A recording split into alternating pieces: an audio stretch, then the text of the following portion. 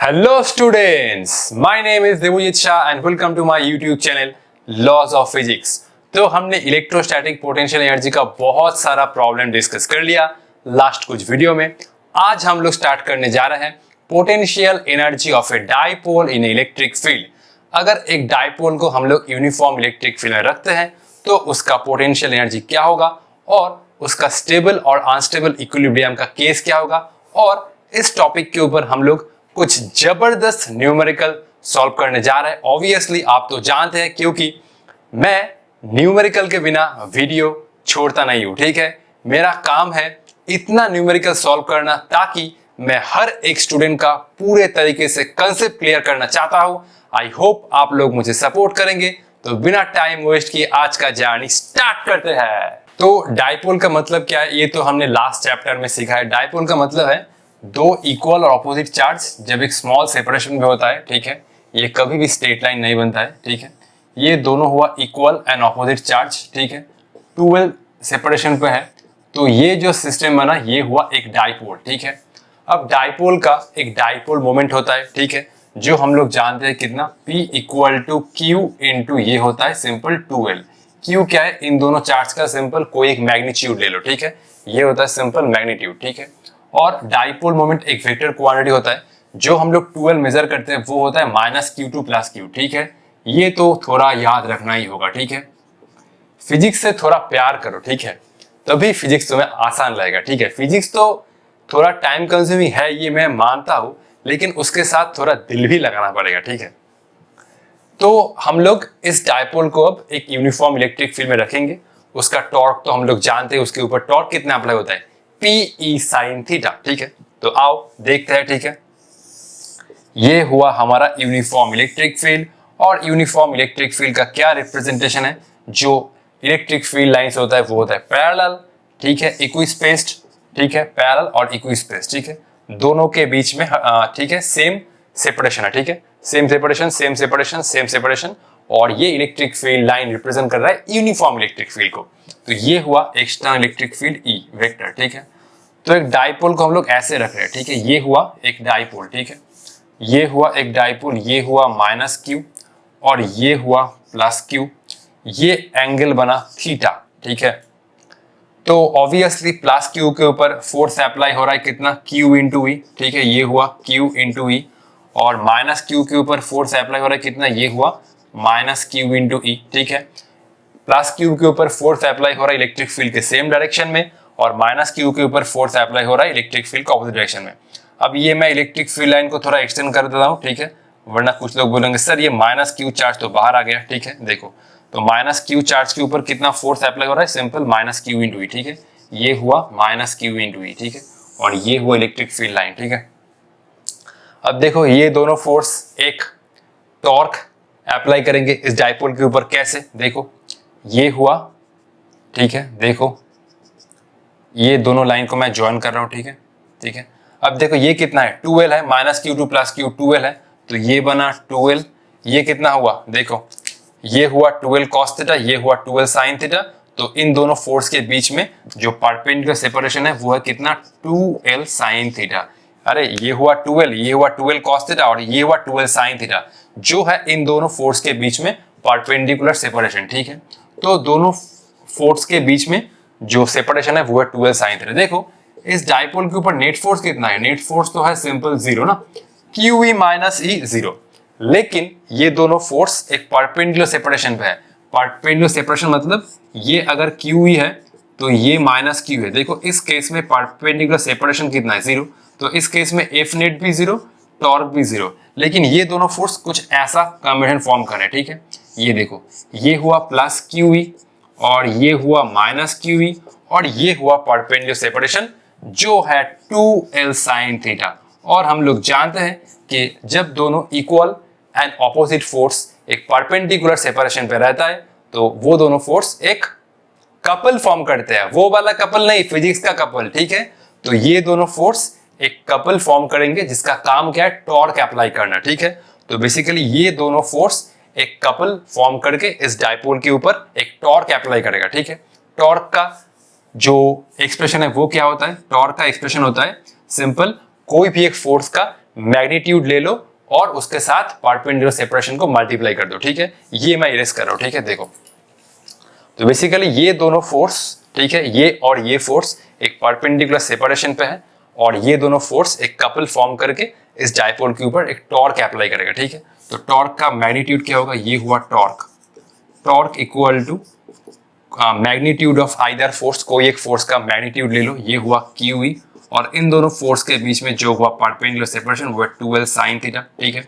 अब देखो Q into 2L, मैं ये इसको एक साथ लिख रहा हूं, ये हुआ Q इंटू 2L और ये हुआ सिंपल ये sin थीटा, ये तो बहुत आसान है, ठीक है।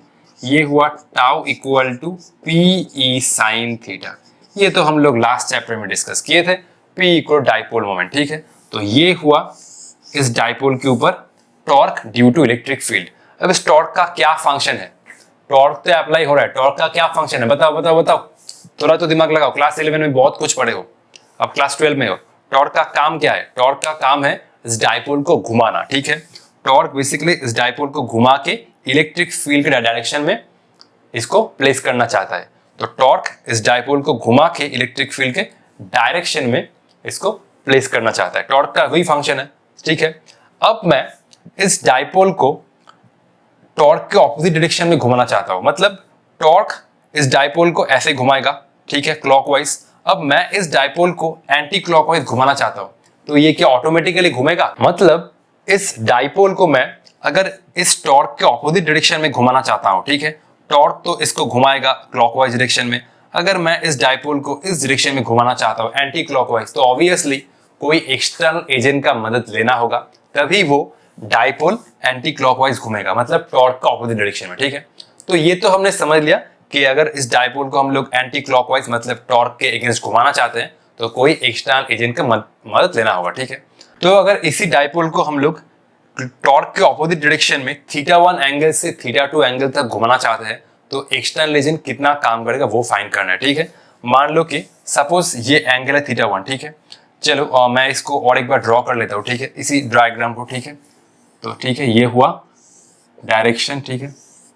अब मैं इस डाइपोल को, मान लो ये एंगल है, ये हुआ +Q और ये है -Q, ये है +Q, तो मान लो ये एंगल है θ1, ठीक है। तो θ1 एंगल से मैं कुछ और एंगल तक घुमाना चाहता हूँ, ठीक है। तो ये हुआ -Q, ये हुआ +Q और ये वाला जो एंगल बना, ठीक है, इलेक्ट्रिक फील्ड के डायरेक्शन से, वो हुआ θ2। पहला वाला एंगल है θ1, ठीक है, और दूसरा वाला एंगल है θ2, ठीक है। तो मैं θ1 एंगल से θ2 एंगल तक घुमाना चाहता हूं। अब मुझे फाइंड करना होगा कि एक्सटर्नल एजेंट ने कितना काम किया, ठीक है। तो आओ फाइंड करते हैं, ठीक है। इफ वी वांट टू, मैं लिख देता हूं, ठीक है, if we want to rotate the dipole against the torque, ठीक है, against the torque, if we want to rotate the dipole against the torque from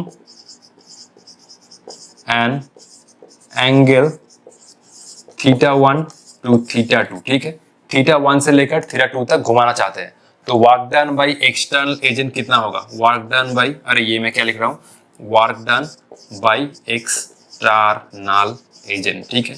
ये कितना होगा बोलो तो, इसमें क्या सिंपल टॉर्क का फॉर्मूला कितना होता है, फॉर्मूला क्या होता है, फोर्स इनटू परपेंडिकुलर सेपरेशन। तो इसमें वर्क डन बाय एक्सटर्नल को हम लोग कैसे फाइंड कर सकते हैं, इंटीग्रेशन करना होगा या नहीं करना होगा, इंटीग्रेशन करना होगा, ठीक है। ये सिंपल हो जाएगा टाउ इनटू डी थीटा। एक बार सुन लो, ठीक है।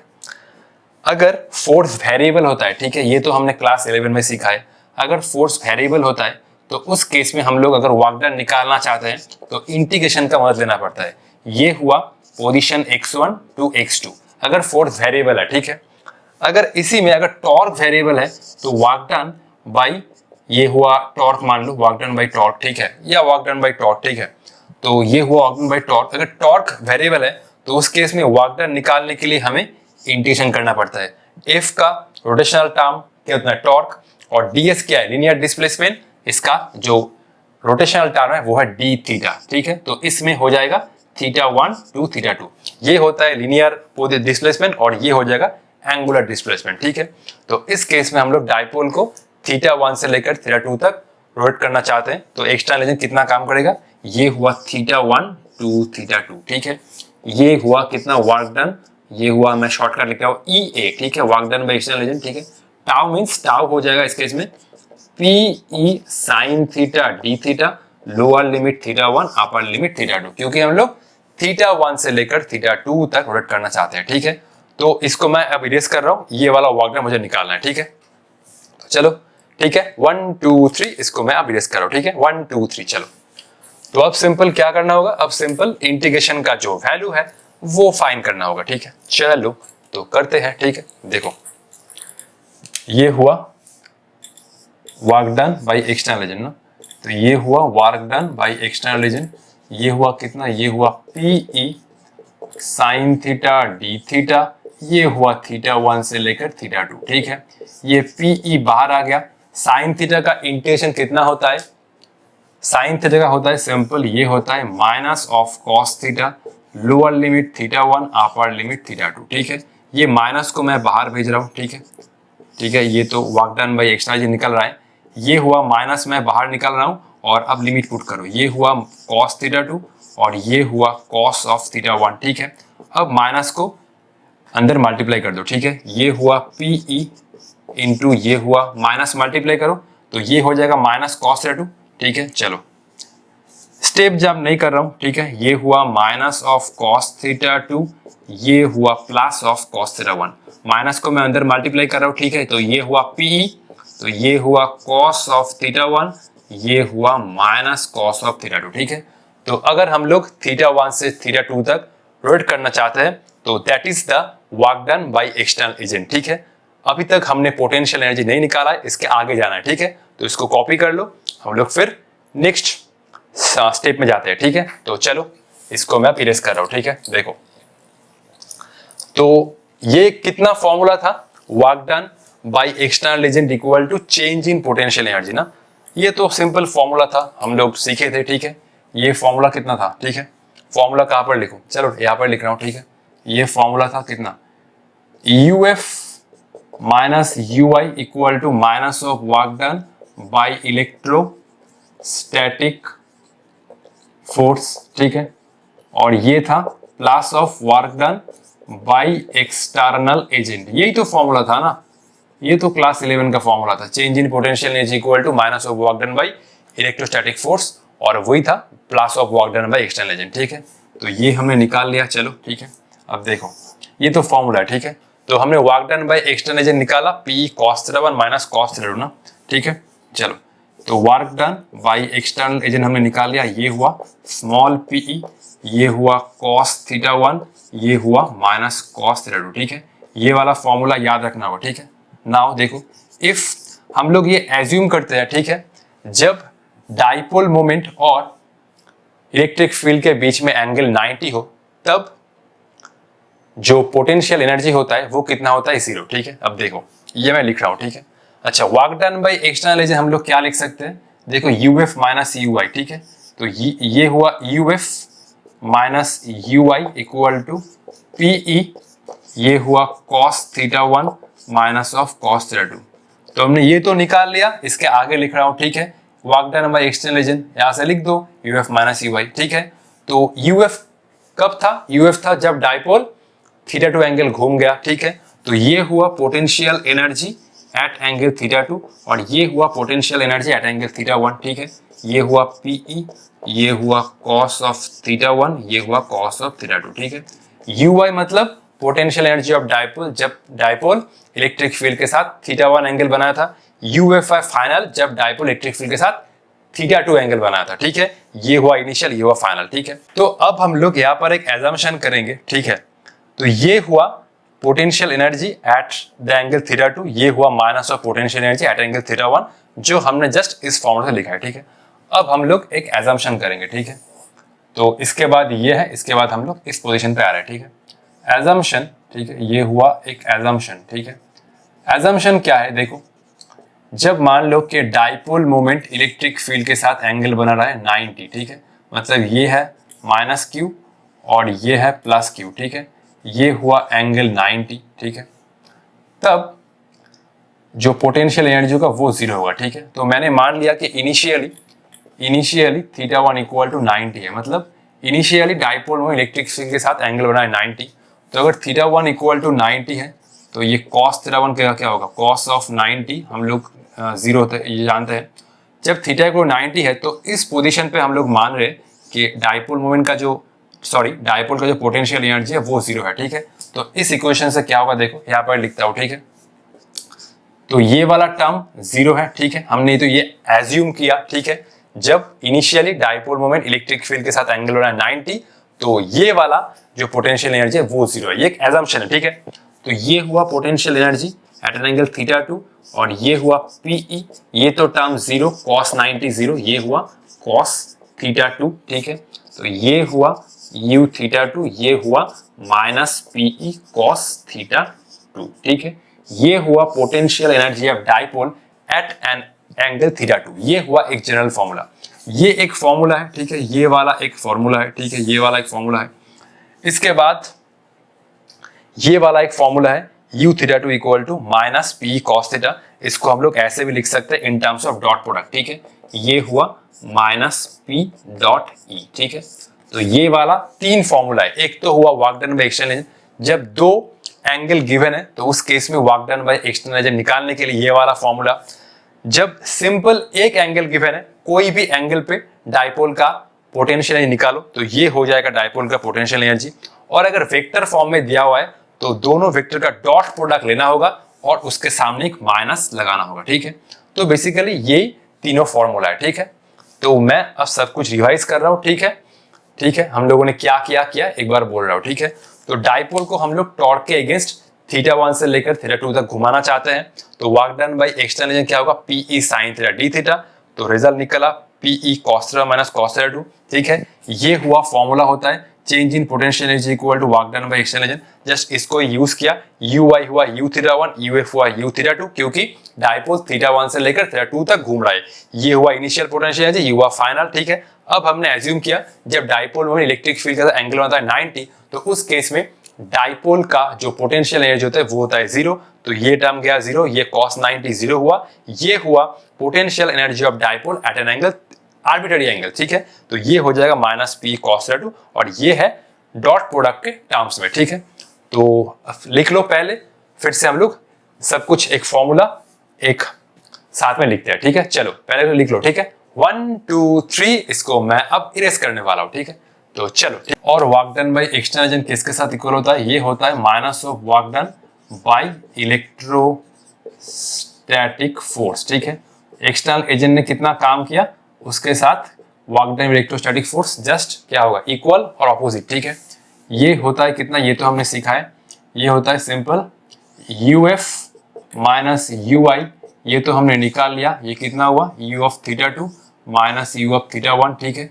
जो हमने निकाला था pe, ये हो रहा था cos of theta 1 minus cos of theta 2, ठीक है। ये पूरा फॉर्मूला बॉक्स करके लिखना, ठीक है, ये वाला पूरा फॉर्मूला, ठीक है। चलो मैं एक बार बॉक्स कर देता हूं, ठीक है। ये हुआ पूरा फॉर्मूला, ठीक है, ठीक है।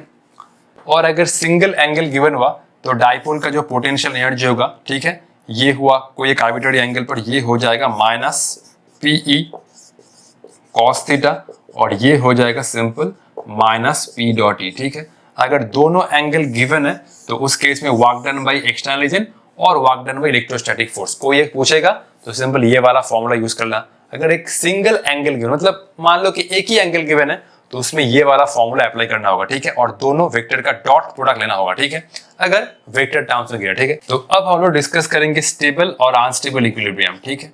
स्टेबल इक्विलिब्रियम में एक्चुअली डाइपोल के पास मिनिमम पोटेंशियल एनर्जी होता है और अनस्टेबल इक्विलिब्रियम में डाइपोल के पास मैक्सिमम पोटेंशियल एनर्जी होता है। अनस्टेबल इक्विलिब्रियम, ठीक है।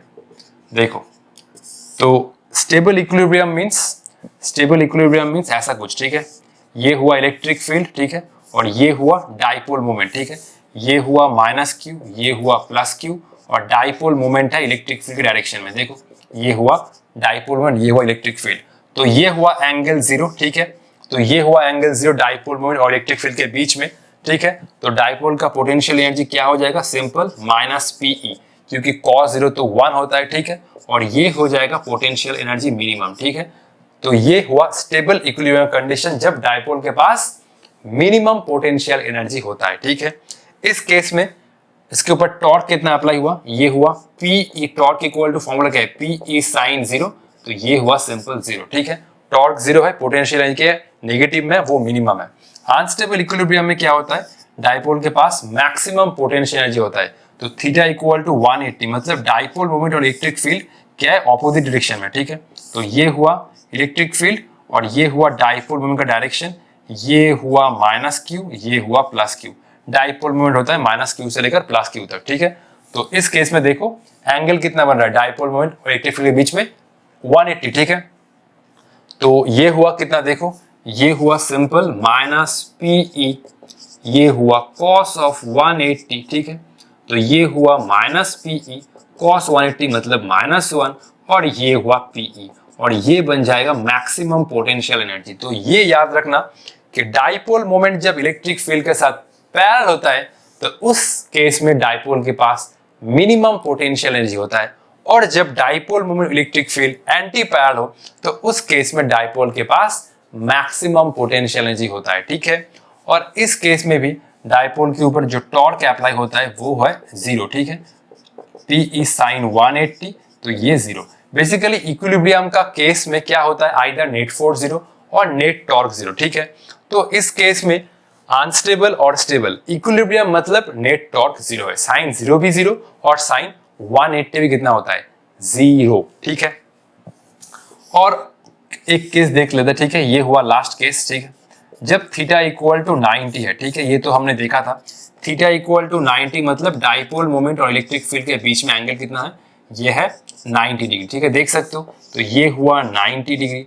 इस फॉर्मूला में पुट करो तो ये आ जाएगा सिंपल 0, क्योंकि cos 90 होता है 0। ठीक है, इस केस में टॉर्क क्या होगा, इस केस में टॉर्क मैक्सिमम होगा, ये तो हमने सीखा था, torque equal to Pe sin 90, और इस केस में जो टॉर्क होगा वो होगा Pe, और ये बन जाएगा टाउ मैक्सिमम। ठीक है, तो ये हुआ टॉर्क का मैक्सिमम वैल्यू, और ये हुआ एक केस जब पोटेंशियल एनर्जी 0 होता है। ठीक है, तो ठीक है, ये सब लिख लो।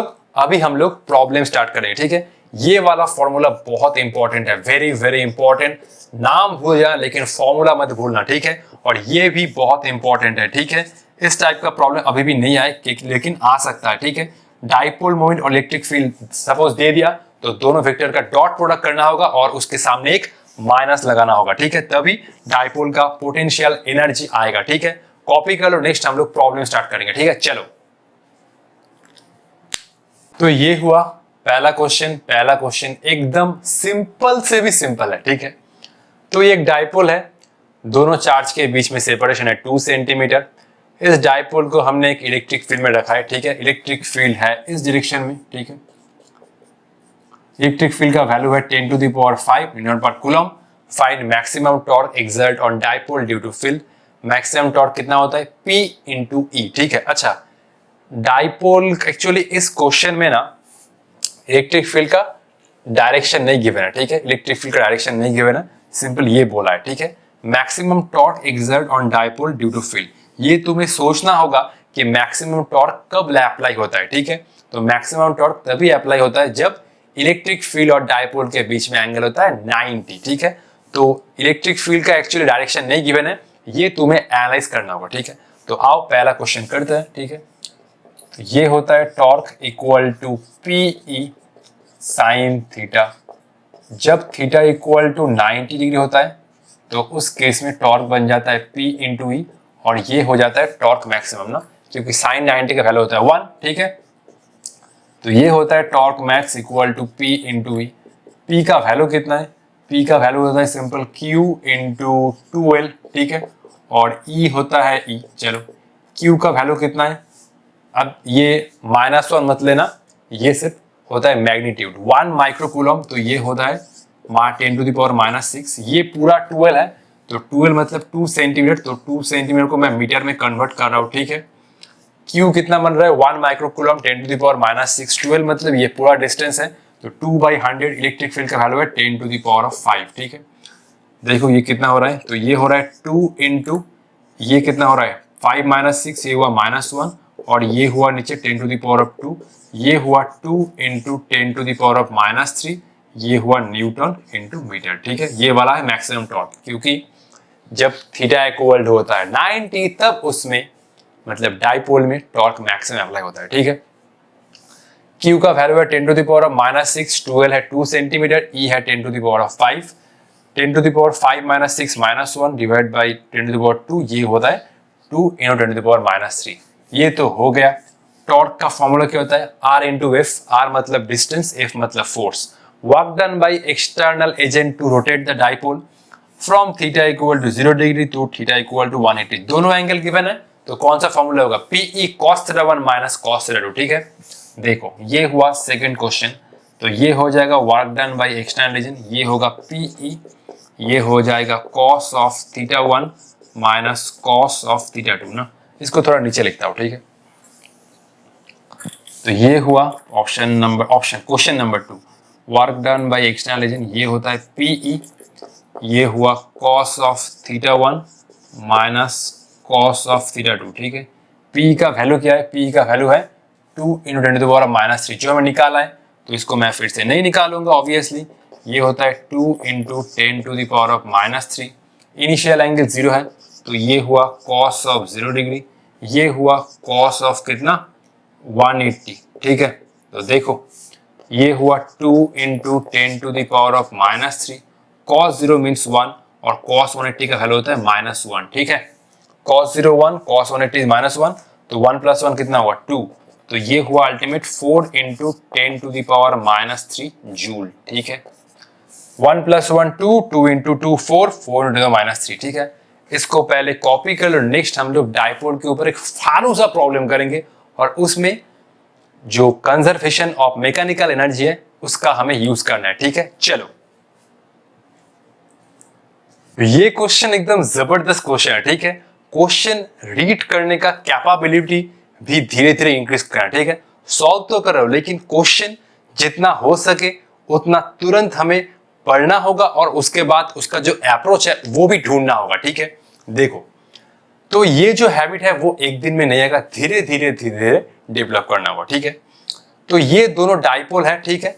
इस डाइपोल का डाइपोल मोमेंट है PI कैप, ये है पॉजिटिव एक्स में, और इस डाइपोल का डाइपोल मोमेंट है -PI कैप, देख सकते हो ये है नेगेटिव एक्स में, ठीक है। और इन दोनों के बीच में जो इनिशियल सेपरेशन है वो स्मॉल है, ठीक है। ये हुआ एक्स एक्सिस, ठीक है।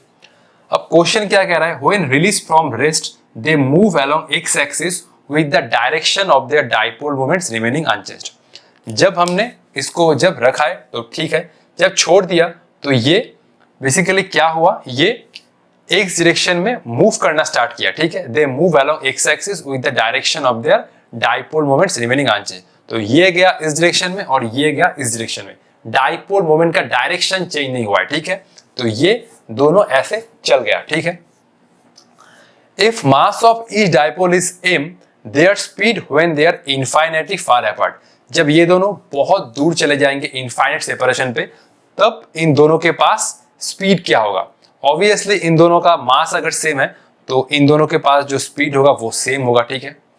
तो इसका अप्रोच हमें कैसे ढूंढना है? इसका जो अप्रोच है वो हमें ऐसे ढूंढना है कि ui plus ki equal to uf plus kf। इस केस में ना ही कंजर्वेटिव फोर्स, इस केस में ना ही नॉन कंजर्वेटिव फोर्स अप्लाई हो रहा है, ना ही एक्सटर्नल फोर्स। तो हम लोग ये फॉर्मूला तभी अप्लाई कर सकते हैं जब सिंपल कंजर्वेटिव फोर्स अप्लाई हो रहा है। कंजर्वेटिव फोर्स मतलब इस केस में इलेक्ट्रोस्टैटिक फोर्स, ठीक है। तो ये इक्वेशन तभी वैलिड है जब नॉन कंजर्वेटिव फोर्स और एक्सटर्नल फोर्स कोई भी वर्क डन नहीं कर रहा हो, ठीक है। तो देखो, थोड़ा हिंट दे रहा हूं, प्रॉब्लम कंस्ट्रक्ट करके दे रहा हूं, एक बार वीडियो पॉज करके जरूर ट्राई करना, ठीक है। तो इनिशियल ये काइनेटिक एनर्जी तो 0 है इनिशियली। फाइनल काइनेटिक एनर्जी क्या होगा? तो जब ये दोनों बहुत दूर चले जाएंगे तो स्पीड निकालना है, ठीक है। तो मान लो कि दोनों का जो स्पीड है वो तो सेम ही होगा, तो ये हो जाएगा 2 × ½ mv²। हमें बेसिकली v निकालना है जब ये दोनों बहुत दूर चले जाएंगे तो इन लोगों का स्पीड क्या होगा, ठीक है। 2 से 2 गया, ये हुआ m × v²। अब ui क्या है? देखो ui, पहले तो ये सुनो कि एक डाइपोल के वजह से, अगर ये एक डाइपोल है, ठीक है, ये हुआ p1 वेक्टर, ये है pi कैप और ये है एक्स एक्सिस, ठीक है, ये है एक्स एक्सिस। इस डाइपोल के वजह से इलेक्ट्रिक फील्ड का फॉर्मूला क्या होता है, ठीक है। अगर कोई एक पॉइंट मान लो इसके एक्सिस के ऊपर है, ठीक है, और ये पॉइंट बहुत दूर है, मतलब मैं कह रहा हूँ शॉर्ट डाइपोल के लिए। तो ये डाइपोल के लिए जो इलेक्ट्रिक फील्ड है वो हो जाएगा सिंपल, मान लो कि ये डिस्टेंस है a, ठीक है, इससे a डिस्टेंस पर, ये हुआ a डिस्टेंस, तो ये हो जाएगा twice kp by twice kp1 divide by ये हो जाएगा a क्यूब, ठीक है। p1 वेक्टर क्या है, p1 वेक्टर है pi कैप, ठीक है, तो ये हो जाएगा twice k pi cap divide by a cube, ठीक है। अब ये वाला डाइपोल है ऑपोजिट डायरेक्शन में, ठीक है, तो इस डाइपोल के लिए इलेक्ट्रिक फील्ड हुआ सेम डायरेक्शन, मतलब डाइपोल मोमेंट जिस डायरेक्शन में है उसी डायरेक्शन में है, देखो इलेक्ट्रिक फील्ड, ठीक है। देखो इस डाइपोल के लिए जो इलेक्ट्रिक फील्ड बना वो इसी डायरेक्शन में है, ठीक है, तो ये हुआ E1 वेक्टर, ठीक है। अब इस इलेक्ट्रिक फील्ड के लिए ये जो सेकेंड वाला डाइपोल है, ठीक है, ये हुआ P2 वेक्टर, ये हुआ माइनस पी आई कैप। तो ये वाला इलेक्ट्रिक फील्ड के लिए इस डाइपोल के पास कितना पोटेंशियल एनर्जी है, ध्यान से सुनो। ये डाइपोल के लिए जो ये इलेक्ट्रिक फील्ड बन रहा है, ठीक है, ये वाला इलेक्ट्रिक फील्ड इस डाइपोल के लिए एक एक्सटर्नल इलेक्ट्रिक फील्ड की तरह काम करेगा। और हम लोग जानते हैं जब एक डाइपोल इलेक्ट्रिक फील्ड में प्लेस्ड होता है तो उसके पास कितना पोटेंशियल एनर्जी होता है, माइनस पी कॉस थीटा। तो ये वाला जो dipole electric field E1 create कर रहा है, ये इलेक्ट्रिक फील्ड के लिए हमें इस डाइपोल का पोटेंशियल एनर्जी लिखना है, ठीक है। तो ये हो जाएगा U इनिशियल और ये हो जाएगा simple minus P dot E, ठीक है। तो ये देखो माइनस P2 और ये हुआ E1, ठीक है, सेम है। तो इस केस में हमें डॉट प्रोडक्ट का यूज करना होगा, ठीक है। तो देखो माइनस P2 वेक्टर क्या है, ये हुआ माइनस P2 वेक्टर, मतलब ये हुआ माइनस पी आई कैप, और E1 वेक्टर मतलब क्या है 2k p I cap divide by ये हुआ a क्यूब, ठीक है। माइनस माइनस प्लस हुआ, ठीक है, ये प्लस हुआ और आई कैप डॉट आई कैप तो 1 होता है, तो ये सिंपल हो जाएगा प्लस ये हुआ twice k p square by a cube. तो ये हुआ initial potential energy between the two dipoles, ठीक है। इस डाइपोल के लिए हमने इलेक्ट्रिक फील्ड निकाला। अब इस इलेक्ट्रिक फील्ड के लिए ये डाइपोल का हमने पोटेंशियल एनर्जी का जो फॉर्मूला होता है वो लिखा, माइनस P2 डॉट E1, ठीक है। Minus minus plus I cap dot I cap तो 1 है, तो ये हो जाएगा ट्वाइस के P square by a cube, ठीक है। अब देखो फाइनल पोटेंशियल एनर्जी क्या है, ठीक है। अब देखो जब ये दोनों डाइपोल बहुत दूर चले जाएंगे, ये जो सेपरेशन है, ठीक है, ये जो सेपरेशन है वो इंफिनिटी हो जाएगा, तो 1 बाई इंफिनिटी क्या होगा 0। तो इनफाइनाइट सेपरेशन पे दोनों डाइपोल के पास जो पोटेंशियल एनर्जी मतलब कॉम्बाइंड सिस्टम का ये हो जाएगा 0, ठीक है। तो सिंपल इन चारों वैल्यू को इस इक्वेशन में पुट करो और आंसर निकालो, ठीक है। एक बार जरूर ट्राई करो वीडियो पॉज करके, सारा कंसेप्ट तो मैंने ऑब्वियसली डिस्कस करके दिया। चलो तो 1 2 3 4 5 इसका जो आंसर आएगा वो होगा ऑप्शन नंबर ए, ठीक है। चलो अब वैल्यू पुट करते हैं, ठीक है। देखो ठीक है, इसको इरेज कर रहा हूं, ठीक है। चलो ui क्या है, ui कितना है, ui है ट्वाइस के पी स्क्वायर, ये हुआ ट्वाइस के P square by A cube. की आई तो 0 है क्योंकि दोनों डाइपोल रेस्ट पे है, ठीक है। यूएफ तो 0 है, ठीक है। और के एफ क्या है, के एफ है हाफ एम वी स्क्वायर, अच्छा इंटू 2 किया था तो इसका आया था एम वी स्क्वायर ना, ये आया था सिंपल एम वी स्क्वायर, ठीक है। चलो इसको इरेज कर रहा हूं, ठीक है। देखो k का वैल्यू में पुट करना है क्योंकि इस क्वेश्चन में 1/4 पाई एप्सिलॉन नॉट गिवन है, ठीक है। चलो बहुत ही सिंपल है, ठीक है। देखो ये हुआ v स्क्वायर, m को मैं नीचे ले रहा हूं तो ये हुआ ट्वाइस के पी स्क्वायर, ये हुआ m a क्यूब, ठीक है। तो v कितना होगा, ये देखो ये हुआ ट्वाइस पी स्क्वायर, ठीक है। k का वैल्यू लिख रहा हूं, ये हुआ 1/4 पाई एप्सिलॉन, ये हुआ m इंटू ए क्यूब, ठीक है। पी स्क्वायर में से p बाहर आएगा और a क्यूब में से एक a बाहर आएगा, ठीक है। तो ये हुआ p बाई a, ये 2 से 4 गया, नीचे हुआ 2, ठीक है। तो ये हुआ 1, ये हुआ 2 पाई एप्सिलॉन नॉट, ये हुआ m, ठीक है। और एक a बचेगा क्योंकि a क्यूब को हम लोग ऐसे लिख सकते हैं a स्क्वायर इंटू a, तो ठीक है। a स्क्वायर से एक a बाहर आया और एक a बच गया, ठीक है। चलो ये हुआ ऑप्शन नंबर ए, ठीक है। तो simple conservation of mechanical energy का यूज करना था, ठीक है। तो इसको कॉपी कर लो, नेक्स्ट हम लोग और एक फारूसा प्रॉब्लम करेंगे, ठीक है। चलो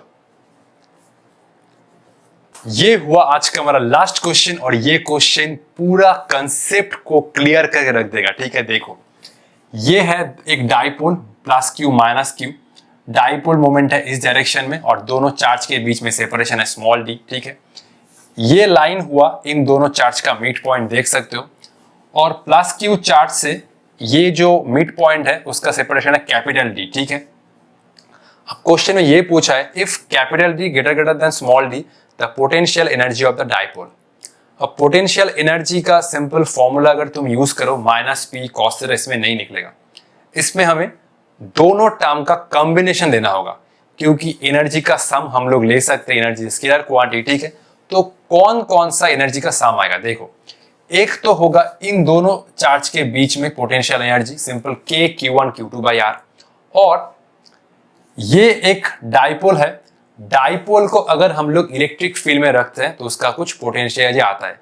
अब इलेक्ट्रिक फील्ड कौन सा होगा, इस चार्ज से बनेगा इलेक्ट्रिक फील्ड, ठीक है। देखो ये चार्ज क्रिएट कर रहा है इलेक्ट्रिक फील्ड इस डायरेक्शन में, ठीक है, क्योंकि पॉजिटिव चार्ज से इलेक्ट्रिक फील्ड बनता है दूर की तरफ। और ये बना एक डाइपोल, ठीक है, ये हुआ एक डाइपोल मोमेंट, ठीक है, minus Q two plus Q, देख सकते हो कि ये हुआ, ये इलेक्ट्रिक फील्ड हुआ इस चार्ज की वजह से इससे दूर की तरफ, और ये हुआ डाइपोल मोमेंट। तो ये चार्ज जो इलेक्ट्रिक फील्ड क्रिएट कर रहा है, इस इलेक्ट्रिक फील्ड की वजह से इस डाइपोल के पास एक पोटेंशियल एनर्जी होगा, ठीक है। एक तो पोटेंशियल एनर्जी हुआ इन दोनों चार्ज का, ठीक है, जो है Q1 Q2 बाई R। और एक पोटेंशियल एनर्जी होगा ये जो चार्ज इलेक्ट्रिक फील्ड क्रिएट कर रहा है, इसके वजह से इन दोनों का जो डाइपोल मोमेंट बन रहा है, उस डाइपोल मोमेंट के साथ इलेक्ट्रिक फील्ड का एंगल लेना होगा, ठीक है। तब पोटेंशियल एनर्जी ऑफ डाइपोल इन्हें इलेक्ट्रिक फील्ड आ जाएगा। तो ये वाला इलेक्ट्रिक फील्ड इस डाइपोल के लिए एक एक्सटर्नल इलेक्ट्रिक फील्ड का काम कर रहा है, ठीक है। तो ये दोनों कंसेप्ट यूज करो और एक बार ट्राई करो, ठीक है। चलो तो 1 2 3 4 5 इसका जो आंसर आएगा वो होगा ऑप्शन नंबर ए, ठीक है। देखो कैसे, पहला पोटेंशियल एनर्जी होगा ये दोनों चार्ज, ठीक है, ये देखो, अच्छा चलो इसको इरेज करो, ठीक है। ये दोनों चार्ज, ये हुआ कितना, ये हुआ प्लस क्यू, ये हुआ माइनस क्यू, ये दोनों चार्ज स्मॉल डी सेपरेशन पे है, तो U1 कितना बनेगा, simple K Q into minus Q divide by D, ये हो जाएगा minus K Q square by D, ठीक है। ये तो पहला टर्म ऑलमोस्ट आ ही गया, ठीक है। तो पहला टर्म से ही तुम गेस कर सकते हो इसका आंसर होगा ऑप्शन नंबर ए, ठीक है। दूसरा क्या है, देखो, अब देखो वो जो plus Q electric field create कर रहा है, ठीक है, तो ये इलेक्ट्रिक फील्ड का जो एक्सप्रेशन हुआ वो कितना हुआ, ये हुआ K कैपिटल Q, ये हुआ डी स्क्वायर, ठीक है। तो ये हुआ K 1/4, ये हुआ चार्ज, और ये बना डी स्क्वायर। डी क्या है, इन दोनों चार्ज का जो मिड पॉइंट है Q पॉइंट चार्ज से ये मिड पॉइंट का डिस्टेंस, ठीक है। तो ये जो इलेक्ट्रिक फील्ड बना, ठीक है, ये इलेक्ट्रिक फील्ड इस डाइपोल मोमेंट के साथ कितने एंगल बना रहा है, ठीक है। ये जो डाइपोल मोमेंट है, ठीक है, तो ये डाइपोल मोमेंट के साथ देखो थीटा इक्वल टू 0 हो रहा है, ठीक है। तो इलेक्ट्रिक फील्ड और डाइपोल मोमेंट सेम डायरेक्शन में, तो अब पोटेंशियल एनर्जी क्या होगा, U इक्वल टू, इस केस में हम लोग जो कॉन्सेप्ट यूज कर रहे हैं ये हो जाएगा, ठीक है, ये हो जाएगा potential energy of dipole in external electric field. तो इसका यही कंसेप्ट है, ठीक है। तो प्लस क्यू चार्ज जो इलेक्ट्रिक फील्ड क्रिएट कर रहा है, ये वाला इलेक्ट्रिक फील्ड इस डाइपोल के लिए एक एक्सटर्नल फील्ड की तरह काम करेगा। Potential energy, sorry, dipole moment और इलेक्ट्रिक फील्ड के बीच में एंगल कितना है, 0, तो ये हो जाएगा minus PE cos theta, cos 0 है 1, माइनस PE कॉस 0 डिग्री, तो ये हुआ माइनस P इंटू V, ठीक है। अब ये हुआ माइनस P, कितना है, P है सिंपल Q, सिंपल मैग्नीट्यूड, और सेपरेशन कितना है, ये है स्मॉल d, ठीक है, ये है स्मॉल d। इलेक्ट्रिक फील्ड का वैल्यू कितना है, K कैपिटल Q, ये हुआ d स्क्वायर, ठीक है। तो ये हुआ माइनस K स्मॉल q, अच्छा ये एक बार चेक कर लेता हूँ, ठीक ही है, ये हुआ minus K small q capital Q d divide by ये हुआ d स्क्वायर। देखो ये टर्म और ये टर्म का समीशन है, जस्ट ऐड कर दो आ जाएगा। तो इस क्वेश्चन में हमें दो टाइप का पोटेंशियल एनर्जी लेना होगा, एक तो होगा इन दोनों चार्ज की वजह से, और एक हो रहा है potential energy of dipole in external electric field, ठीक है। अब सवाल में आ रहा है कि इसका अप्रोच क्या था, डी जो ये जो सेपरेशन है वो स्मॉल डी के साथ ये तो बहुत ज्यादा है, इसका अप्रोच हमने कहा यूज किया। देखो ये जो अप्रोक्सीमेशन है ऑलरेडी हमने इस प्रॉब्लम में ले लिया है, क्योंकि देखो इलेक्ट्रिक ये जो चार्ज इलेक्ट्रिक फील्ड क्रिएट कर रहा है, ठीक है, तो वो इसमें जितना है मतलब इस चार्ज के पोजीशन में जितना है उतना ही है प्लस क्यू चार्ज के पोजीशन में, ठीक है। मतलब ये वाला डिस्टेंस स्मॉल डी से बहुत ज्यादा है, तो इसका मतलब हुआ प्लस क्यू के वजह से स्मॉल क्यू के पोजीशन पे जितना इलेक्ट्रिक फील्ड है प्लस क्यू के पोजीशन में उतना इलेक्ट्रिक फील्ड है, ठीक है। ये तुम बोल सकते हो सर ये तो हो जाएगा डी माइनस स्मॉल डी और ये डिस्टेंस है डी प्लस स्मॉल डी। नहीं, इस लाइन का वही अप्रोक्सीमेशन है कि ये प्लस क्यू इस चार्ज के पोजीशन में जितना इलेक्ट्रिक फील्ड बना रहा है प्लस क्यू के चार्ज के पोजीशन में भी उतना इलेक्ट्रिक फील्ड बन रहा है। तो यही अप्रोक्सीमेशन था। अगर ये अप्रोक्सीमेशन हम लोग नहीं यूज करते तो हम लोग ये वाला कंसेप्ट नहीं यूज करते, क्योंकि दोनों चार्ज के पास अलग अलग इलेक्ट्रिक फील्ड बन जाएगा। तो हमने अगर वो कॉन्सेप्ट अप्लाई किया, अगर दोनों चार्ज के पास अलग अलग इलेक्ट्रिक फील्ड क्रिएट हो रहा है तो हम लोग ये वाला कंसेप्ट नहीं अप्लाई कर सकते, ठीक है। तो इसका जो अप्रोक्सीमेशन था वही था, हम लोग ये वाला कंसेप्ट को अप्लाई कर सकते हैं कि potential energy of dipole in extra electric field. और ये एक्स्ट्रा इलेक्ट्रिक फील्ड कौन है? ये है जो प्लस क्यू चार्ज की वजह से बन रहा है, ठीक है। तो ठीक है, आज के लिए इतना ही। मिलते हैं नेक्स्ट वीडियो में। नेक्स्ट वीडियो में हम लोग शायद डाइपोल डाइपोल इंटरेक्शन पढ़ेंगे, जो बहुत ही एक इंटरेस्टिंग टॉपिक है। आई होप आप लोग मुझे सपोर्ट करते जाएंगे और मैं इस तरह वीडियो बनाते जाऊंगा। तो पढ़ाई करते रहो। All the best.